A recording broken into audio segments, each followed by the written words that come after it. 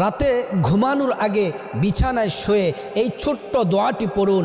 প্রিয় নবী মুহাম্মদ সাল্লাল্লাহু আলাইহি ওয়াসাল্লামের পবিত্র জবান মোবারকে বলছেন, আল্লাহর কোনো বান্দাবান্দি রাতে শুয়ে বিছানায় ঘুমানোর আগে এই দোয়াটি যদি পড়ে আল্লাহ তাআলা জীবনের সমস্ত গুনাহগুলো মাফ করে দিবেন।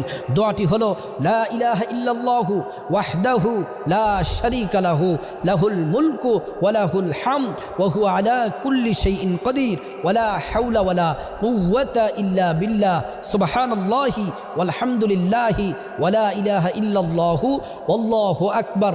আল্লাহর রাসূল বলছেন, যদি রাতে ঘুমানোর আগে এই দোয়াটি পড়ে কোনো নর নারী এই দোয়াটি পরে যদি ঘুমায়, সমুদ্রের ফেনা পরিমাণ যদি গুনাহ থাকে আল্লাহ তাআলা গুনাহগুলা মাফ করে দিবেন। সাথে যদি আপনি ইস্তেগফার পড়ে কবিরা গুনার জন্য যদি তওবা করেন, অনুতপ্ত হন, আল্লাহ তাআলা জীবনের কবিরা সগীরা বড় ছোট সব গুনাহ আল্লাহ তাআলা মাফ করে